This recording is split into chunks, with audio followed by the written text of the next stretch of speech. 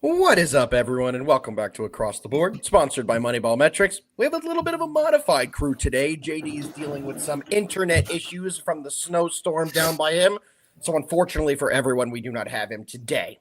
But you do have your other Thursday normal hosts here, myself, Alpha Dog Bets, here with Hefe Picks. Hefe, what's going on, brother?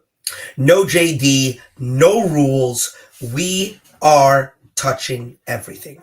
You guys want to know about underground Russian ping pong? We're going to get into it. Oh, don't you guys wait. I'm telling you. Have you ever heard of the Icelandic Curling League? We're getting into it. I got 2 PODs. Let's get it. No rules. Crypto Warrior gets it. We're here. A little bit of a fun episode planned today. Our guy Jabo is here. What's up, Jabo? We appreciate you. Joseph is here as well. What's up, Joseph? We appreciate you too. Nick is here as well. We kind of appreciate you, Nick. I'm just kidding. We appreciate you, brother. And the New York Gangsters. I don't know if anyone can consider me and Hefe the New York Gangsters, but we're the New York something, so we will take it. Hefe, we have a beautiful NBA slate today. NBA slate. Let's get our words working early so far today. But before we do, we have to go into our recap from yesterday. So let's dive right in. Hefe, we'll start with you. How'd you do yesterday? Yesterday was a pretty good day for your boy. Only loss was the Florida Gators, who somehow won the game, even though they really shouldn't have, to be honest with you. But a lot of close games yesterday, honestly, through college and NBA. Just looking through it, a lot of one-point games, a lot of last possession games. Caught a miracle cover in St. John's. If you didn't watch that game, down by 10 at half, come all the way back. Game goes to overtime, and somehow they cover 7.5 points spread in overtime. They really shouldn't have. It came down to missed free throws, made free throws. It was hilarious. And then my POD yesterday, which was a snoozer, was the Suns minus 12.5. He just never really in doubt versus a Nets team that never had it going. How about you? I know you were big on the Rockets yesterday. That was literally another one where you should have never won that game. Well, let's be honest here. I took the +2, not the money line. So even if he hit all 3 free throws, they're down by 1, and I still cashed. So Rockets were the right side there. Man went for literally a technical, flagrant. So he shot it. Nobody even there. Yep. 1 for 3, and he's one of the best free throw shooters in the league. 90% free throw shooter. One of the lucky wins, but we would have had it anyway, so I'm not going to call it lucky, especially what happened to us in the Timberwolves game. We had that game won. We were up by like 15 halfway through the fourth. They had a bit of a choke at the end. And down at the wire, Kyrie Irving, uncontested, dribbles down the court and shoots a meaningless 3 to get the cover for them there. That was a bit frustrating. So my 2 losses on the day were the Kings, who I had -7. They won by 6, so a little unfortunate there.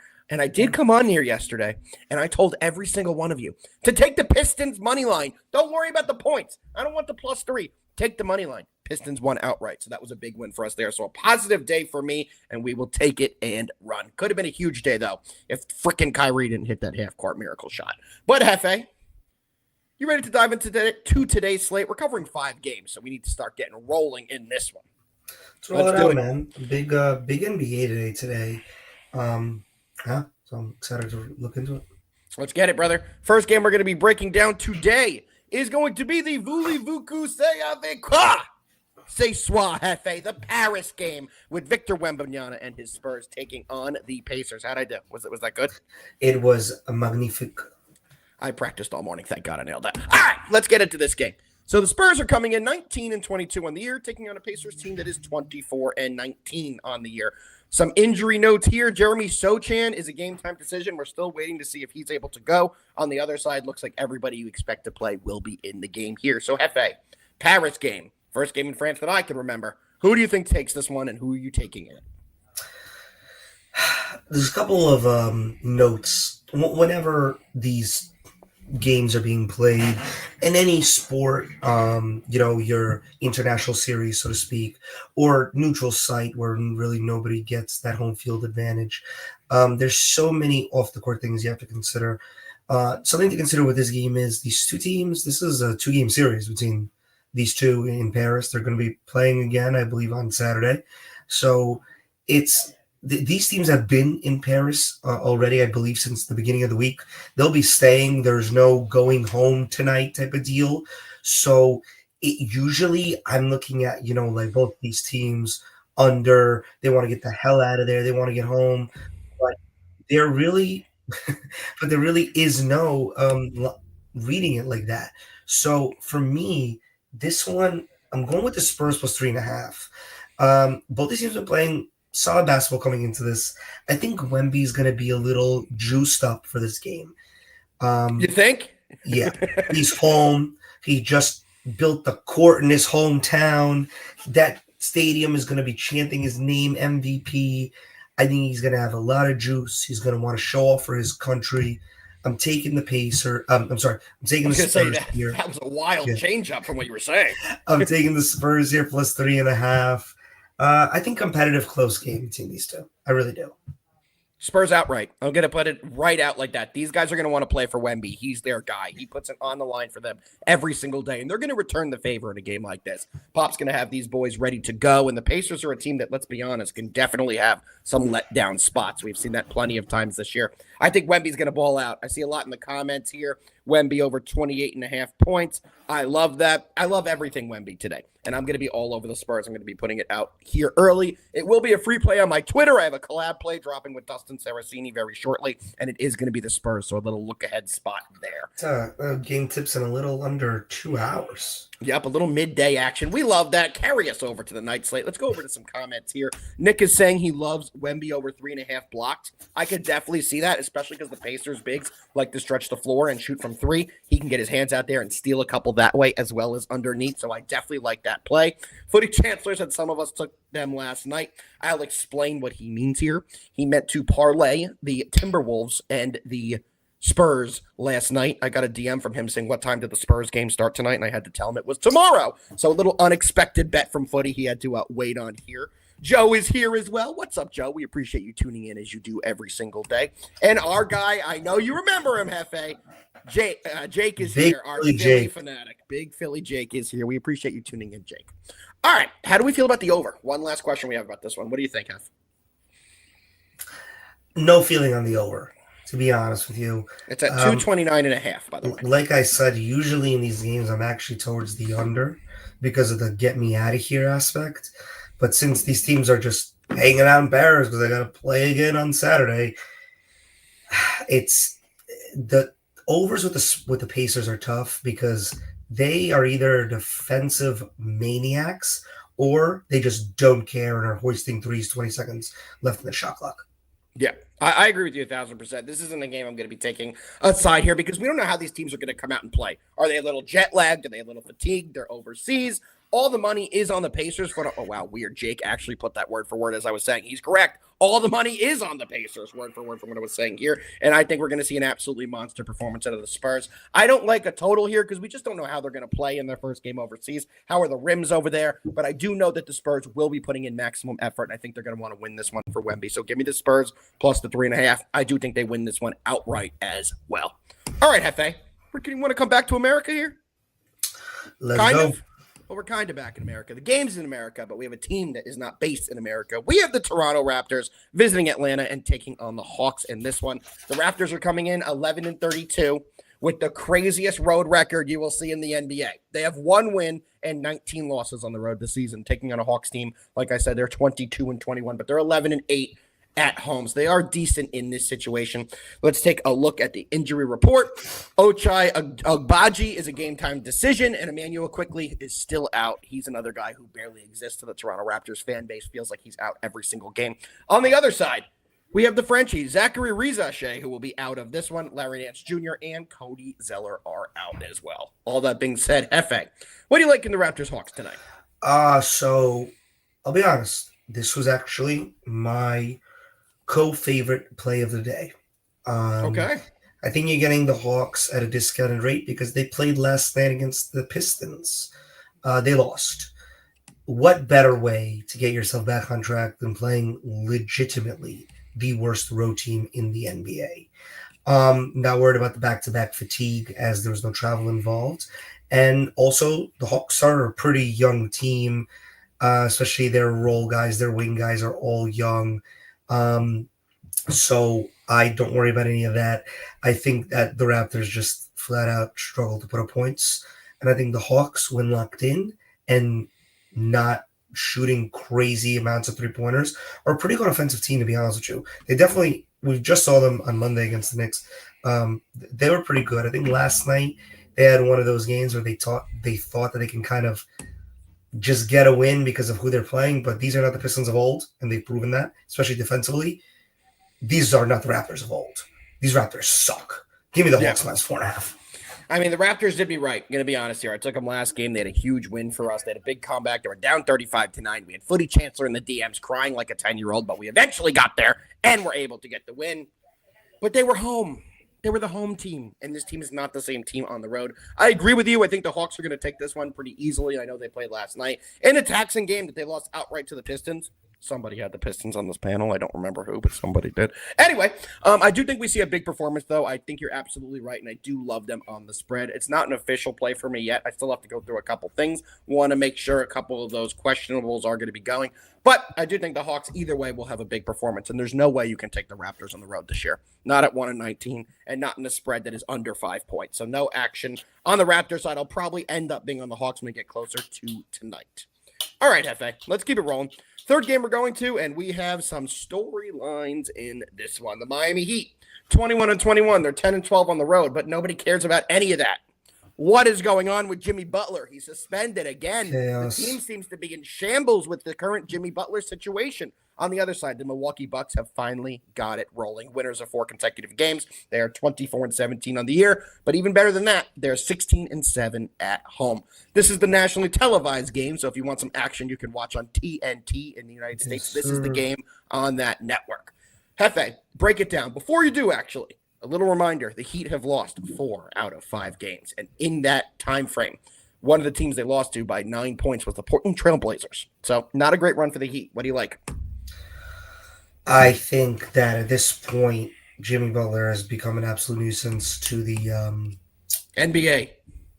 Yeah, I really was going to say to the Heat, but I stopped myself. It's becoming bigger than the Heat because I'm sorry. If you're going to trade for this guy, it's not going to be cheap, both monetarily and the assets in which you're going to have to trade for him. And, okay, great point. Why the hell would the Suns want him right now? This guy is an absolute menace right now. Because they want everybody wrong. Now listen, they got Bradley Beal. They make the wrong decision. Playoff Jimmy. You don't got to tell me about that. Yep. I will never forget the Miami Heat Milwaukee Bucks series. He was the definition of putting the team on his back. And then they went right into New York and they took care of business. And then they went against the Celtics and they took care of business that year. That was amazing. That was also 2 years ago, a couple injuries ago. And I understand that Jimmy's purposely taking his stock, obviously. But forget about the value of his stock. This guy's contract is insane with what he's due.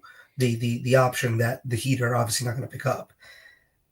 I get the Suns, made that trade the other day. Everybody was like, what? You traded a 1 for 3 1s? And you can make it a case that they're, trying to prepare themselves for Jimmy Butler. I'd make the case of trading Jimmy Butler for Bradley Beal is what are you doing? Both guys are unavailable. Both guys are past their prime. And at this point, at least Bradley Beal's quiet.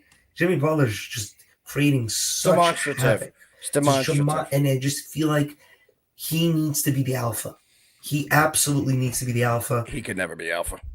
And I don't know if that's going to work wherever he goes, unless he goes to a non-contender. I struggle to see where Jimmy's going to go, to be honest with you. It seems like the Suns are literally the only option. When it comes to this game, though, I think because of all that being said, the Heat are just waiting for a front office exec to come in their locker room and tell them, hey, Jimmy's been traded. Until then, I think they're just all over the place. I'm taking the Bucks. Yeah, I'm on the Bucks as well. The Heat are an absolute fade until they figure out the Jimmy Butler situation. I've been fading them for weeks. It's been paying off for me almost every single time. It's a disaster right now. There's no other way to put it. It's an absolute disaster in Miami. And Jimmy seems to do this whenever he's getting ready to leave a team. This happened in Minnesota. This happened in Chicago. This is nothing new for Jimmy Butler. He's 36 years old. He's an aging superstar. And at this point, is he really a superstar? Maybe more of an aging star. Not a guy I'd want on my team. As you guys know, Hefe and I are both Knicks fans. Would you ever want him coming to this team right now, even playoff Jimmy, could be great for us in the playoffs. We're going to need buckets. Would you want a guy like that coming to your team? Right now, no. But there was a time, probably a year or two ago, where Joe's right. In Philly if you told me Jimmy Butler, there was rumors of Jimmy Butler wanting to be a Knick, I would have said F yeah, because he bodies the entire grit and grind mentality. But now he's just he's injured. That's the most important thing. He's rarely available. He has this I don't care attitude where it's like he sometimes just gives off the vibe of I really don't want to play basketball anymore. I'm just here because I'm getting paid. And you never want to be. You never want to have that guy on your team ever. I mean, you have one in the league as Jokic, but it's a different kind of I don't want to be here. I just want to go home. Not the same as Jimmy, and he still performs. Jokic is an anomaly in that sense where like he is there because it's his job, but he is so good at his job. He is so good at his job. And also, Jokic is always available. And he's not going to complain like Jimmy please, does. let's not even talk about Jokic. You want to know the stat about Jokic right now that's unbelievable? I do. Do you know it? I don't, but let me tell you something. I have to put this comment up here because anytime anyone's going to take a shot at Joel Embiid for being lazy, I'm going to put it on the screen. Sorry, Jake. I know Philly Jake is here. Joel Embiid, we're not even talking about it. Screw it. JD's not here. Off the rails. Screw it. Go. Let me tell you something about Joel Embiid. An absolute embarrassment to American people. Okay, should have never been on Team USA. We don't need him. Okay, he literally is the laziest, just most injury-ridden, just like crybaby, flopper. So many negative connotations you could put about Joel Embiid. I will tell you this right now: there were years that went by before we had Karl Anthony Towns in New York. I would have loved to get Joel Embiid to New York. I wouldn't want him within 50 feet of this team. No chance. I'm shocked. Philadelphia sports fans, even though I think they're pompous and a bunch of arrogant assholes, they are knowledgeable sports fans. Very smart sports fans. I was shocked when they were applauding the extension of Joel Embiid. That contract aged terribly 2 days after it was signed. Could not agree more. He doesn't exist. We have this like joke that player isn't real, like a Kadarius Toney in the NFL, doesn't exist. Mitch Robinson for the Knicks doesn't exist. Joel Embiid is really close to not existing. He is being a fake human. Just being a fake human. Like you never want to make that list. You never want to make that list. Ben Simmons was on that list. He's starting to get off it, but you don't want to be known as a guy who doesn't exist. AKA, we never see you. Street clothes. We see you on the bench. Yeah, I feel bad for Tyrese Maxey right now, man, because he is an absolute baller. But they do have a good young core. Yes, McCain's a stud. He's going to be a stud. But Paul George Shining is going to age horrendously in about a year. You can already see it starting. He's still going to be good this year, don't get it wrong, but he's definitely not the two-way player that he was.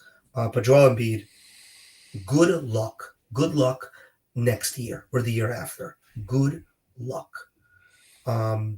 He can't stay in Philly, right? I mean, he can't. They're going to get him out. How many more years could they take of this guy doing this when Maxey's been lighting it up? Now they have Paul George, who he's actually been somewhat healthy. He's been playing recently. Yeah, if you're a Philly fan, how much more could you put up with Embiid? Dude, they have nothing. They can't do anything. They just signed PG to a $200 million plus contract. Joel Embiid just signed his extension, I think, last year.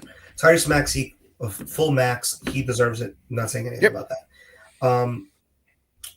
The thing is at some point this year, I agree, Joe.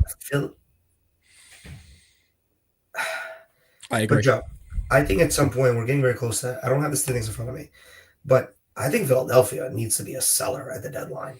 Yeah, they're 17 and 30 now, I believe. They need to trade all of their role player assets because they have great role. Remember, they signed role players this offseason. They were going to the NBA Finals. They have good role player contracts on their team, and let me tell you, they ain't never going to get an ability to get a top 5 pick again. Just tank, baby. You know who they have who's quite the player, who's a Frenchman as well? That Yabusele guy. That guy's quite a player. And he's a free agent after this year, though. He's only on a 1-year deal. I do not think they are going to be bringing him back. I think he is going to go elsewhere because he's going to get a much bigger deal. He got a very low dollar amount deal because he played very well in what was that tournament overseas? in the beginning of the year. It was the Olympics. It was that everyone was watching. Yeah, he played great for Team France. Wasn't sure if that was one of the FIBA things, but he was great in that tournament over the summer, and that's what propelled him to getting the deal. He only got a 1 year, so I do think he will get a longer-term extension. Before we move to the next game, Hefe, question from J-Bo. Bucks Hawks money line parlay. Don't hate it. Don't hate it. I don't hate it, but I got a better one for you to match up with the Hawks. Okay, so are you going to give it now or when we get to the game? No, we'll get to the game. It's one of the games going on. All right, well, next game we're getting into. Kings taking on the Nuggets, guys. Kings don't want to look at them, don't want to talk to them, don't want to think about them after last night, after that horrific first half. But here we are taking on the Nuggets team that are 27-16. The Nuggets have gotten it rolling. There's no doubt about it. They started off the season pretty slowly. They were around a 500 team, but they've been absolutely rolling the last couple weeks. Hefe, Sacramento, back-to-back, tired legs. What do you like in this one? Great game in Sacramento last night, coming out, getting that W. I went to bed after the third quarter when I knew we had no chance of going. So, Kings are on a back-to-back. A little worried about that. I teased the Jokic incredible stat that I need to pay off right now. He has 4 straight triple-doubles. Where he hasn't played the fourth quarter. I need to repeat that because it's actually insane. He hasn't had a triple-double in 4 straight games. His last 4 triple-doubles have come with him not playing the fourth quarter, period. Wow, that's insane. The previous record was 2 by, I think, Russ and Harden did it 2 times in a row. He's had 4 in a row. He just plays basketball effortlessly. Yeah. Enough about him. Let's talk about the team because, as you alluded to, they are playing phenomenal basketball. I got some stats here for the month of January. So the Nuggets have had 13 games in January. They've won 9 of them. Okay, so they're 9-4. Overall, they're 4-1 in their last 5, 8-2 in their last 10. But in January, they have 9 wins. Every single win, whether it be road or away, have come by double digits, 10 or more points. Yep. When they win, they win. They win. And tonight, they're going to win. I'm going to take the Nuggets minus 8.5. And in that parlay, I forgot already who posted it. We're going to do Nuggets Hawks. Or J-Bo. It was J-Bo who posted Bucks Hawks. Nuggets Bucks. What are the odds on that? Let me see if I can pull it up. No, Nuggets Hawks. Nuggets Hawks. Okay, let me pull it up here. Nuggets Hawks is a minus 104. Not bad odds at all. I do like that. I'm a little nervous, though, Hefe. For one thing, we are really on the same page today, brother, because I love the Nuggets in the spot. Back-to-back for the Kings. Tired legs, and this is not exactly the deepest team in the NBA. The Nuggets should run them off the court by playing high-tempo, fast basketball, and they should keep the ball moving, which they've done a great job of doing recently. When you take a look at the ESPN BPI, I don't bring it up often. I usually do once or twice a show, just to see what they're thinking. They're giving the Nuggets a 78% chance to win this game, so I think everyone's in the same boat here. It could be a competitive first half. I could see this one being close to even at halftime. But in the second half, this Nuggets team should pull ahead at home, fresh legs, and be able to get the win here. I agree with you. When they win by double digits. We've seen that all year long here. So I have no issues taking the Nuggets by the 8.5. That's exactly what I am playing. Denver Nuggets minus 8.5. Looks like J-Bo likes that parlay of yours, Hefe. He's getting in on that. We love to see it. And Joe, I agree.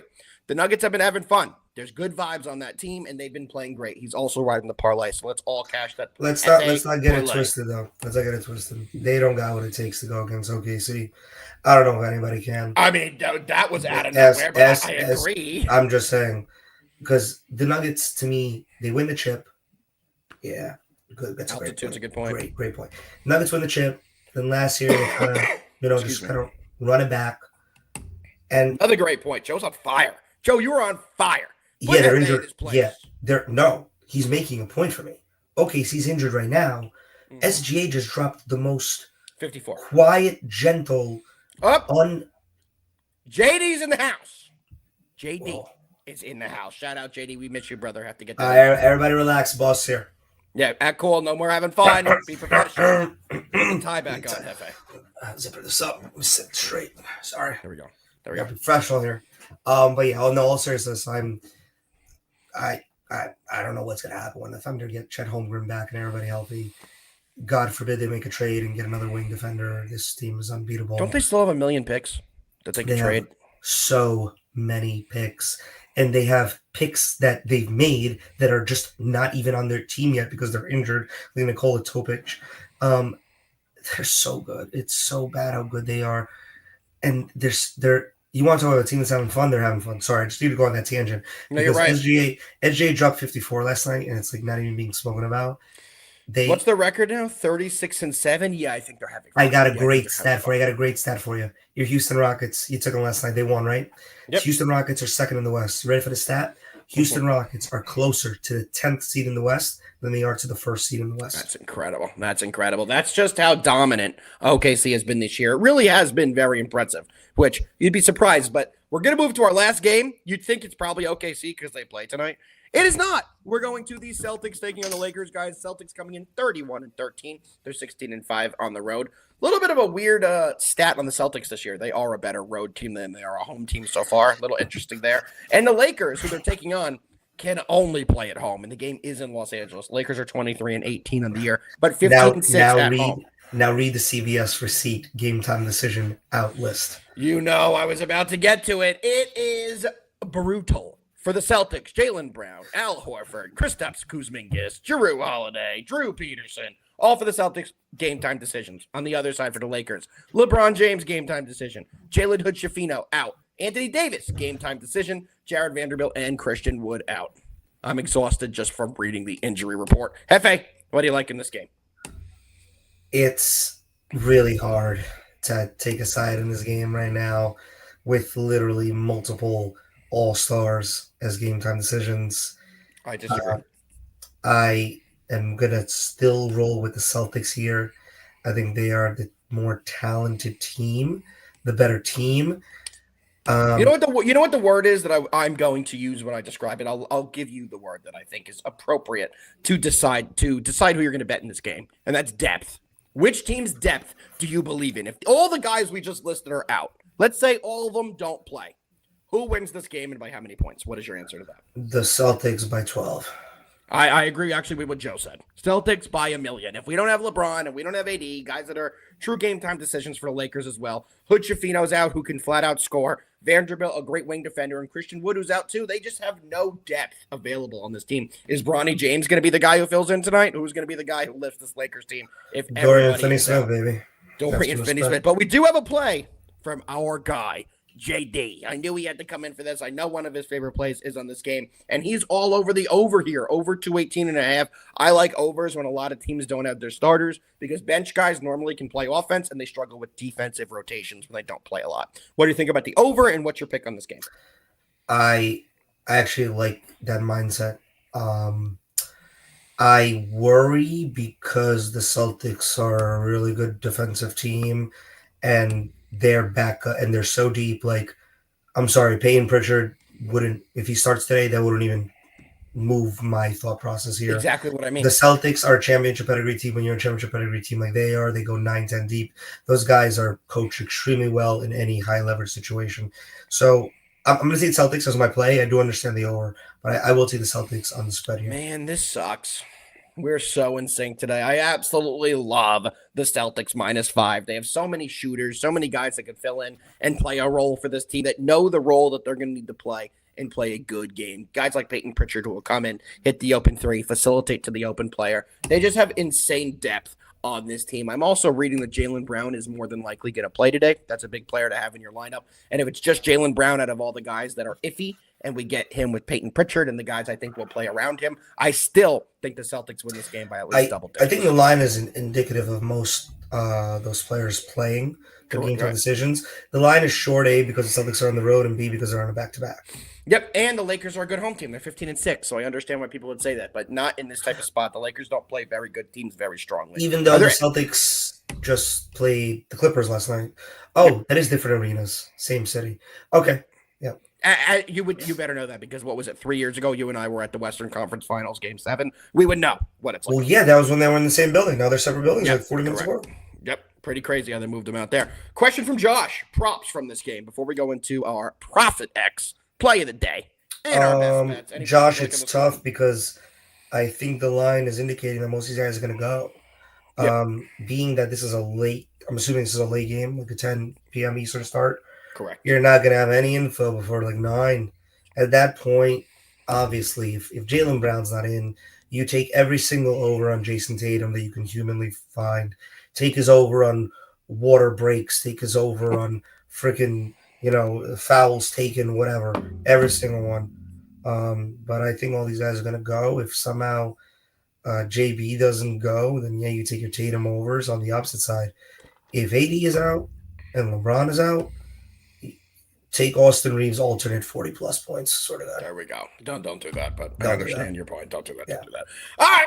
Well, there's a couple things we still do on this show before we get the heck out of here. And the first thing we're going to be doing is going over our Profit X POD. They are Moneyball Metrics' newest sponsor. And guys, Profit X is one of the best exchanges out there to get some value. So usually JD does this, so bear with me. I am doing my best. We have right here where you can see on Profit X the best value to get any action in. And our favorite play today is going to be the Bucks minus 7.5. JD and I went over that this morning. So this is with me and JD for the Profit X POD. You can see right there, guys, in the middle, you can get Milwaukee minus 7.5 at plus 101, up to $6,000. You can wager down on that right now. To me, that's fantastic value. Let's pull it up on FanDuel and look at what the odds are and exactly what I thought.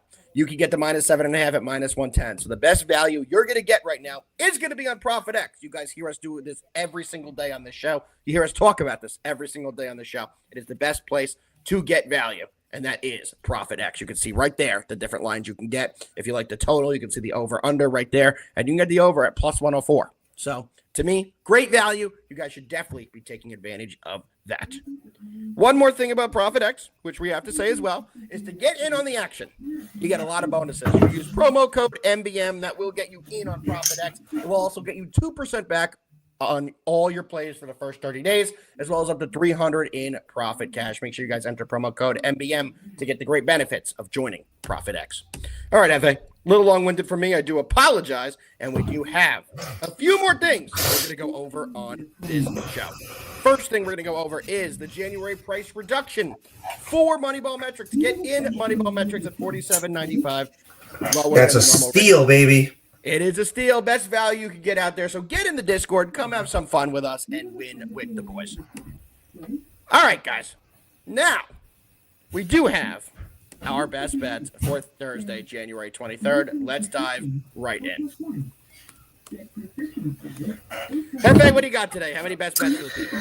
I got Dose, my friends. Dose best bets. And honestly, I love them both. And honestly, I am going to take them separate, and I'm going to parlay them. Josh, I just asked him the same thing. I'm going to be honest. I apologize, guys. I asked him the same exact thing. There is somebody banging on the door. Is there? Yeah. That's okay. Continue. Keep it rolling. Might be an emergency, people. You guys don't want to know what's on the other side of that door. They really don't. They really you don't. Please you don't. You don't, because it's Narnia out there. Who knows? But anyway, sorry about the outside noise. So first, rolling with the Nuggets minus 8.5. Team's hot, and if they're winning, JD, sorry man, you can't get in here. JD, I said no. Get through the best bets, brother. Let's go. What do you got for me? Nuggets minus 8.5. They're rolling. When they win by double digits in the month of January. Great home team too. And the Kings coming off a back-to-back. I think it's going to hurt them. And the Hawks, man, no better medicine than getting the absolute worst road team in the NBA to bring you back after a bad loss. Hawks minus 4.5, Nuggets minus 8.5. Those are my two PODs, and then I'm taking them together in a parlay as a little cherry on top.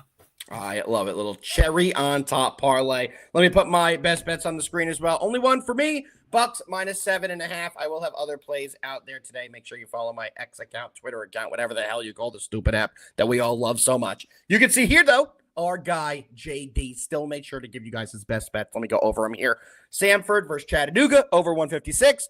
Bucks team total over 115.5. And Celtics Lakers over 218.5. One thing we didn't get to do on the show today, which we do almost every single day. I actually know the answer to this one. Anybody out there? Put in the comments before we sign off. Where is Samford University without cheating? Hefe, do you know the answer to that? Our little, where is that school trivia? Samford. I actually do. The Samford Bulldogs. Yes, they are. Yes. Okay, so you know, don't ruin it. Don't ruin it. Anyone in the comments? If you know I where it hope is, I hope you know where Chattanooga is. Yeah, that's a major city, so I didn't need to ask anyone that. If you don't know where Chattanooga is, go look at a map or read a dictionary or do something to help yourself learn where Chattanooga is. Stanford Bulldogs. Yes, Yes, I do. sir. Do we And have in any? fact, Do we have any comments before we get out? Georgia, think they were incorrect. Incorrect. No, not correct. I think they were in the tournament for the NCAA tournament a couple years back. They were good. They were And good. they were good. And I think me and you were actually watching that game. We're like, we actually had the same conversation, and then we ended up looking it up. Not Bama. Yes, it is. Nick's right. Yes, he's absolutely correct. Wanted to see. Now we got it, but it is Alabama. Great call there. Joe has one more parlay to give the people today. Nuggets, Hawks, Celtics. Parlay is plus 202. We appreciate every single person who tuned in. There's still about 800 people in here. Listen to me and Hefe completely bullshit. We appreciate every single one of you guys. We'll be back tomorrow. Remember, Across the Board NFL Edition is live every single Friday. That is our biggest show, our longest show. We will be here tomorrow to break down NFL Championship Weekend. Hefe, it's always a pleasure having you on, brother. I know we'll have you back on next Tuesday. I hope you have a great weekend. I hope your Bills have a big win, and we will see you later. Any parting words for the people before we get out of here? Let's go, Buffalo. Let's go, Buffalo. Mom on the Bills, too. I'll let it out early. We'll see what happens. Bills we'll see you all Commanders Super tomorrow. Bowl. Oh, my God. Don't put that. You can't do that when I'm lit. Goodbye, everybody. We'll be back tomorrow. Same time, same place. Let's go, Spurs.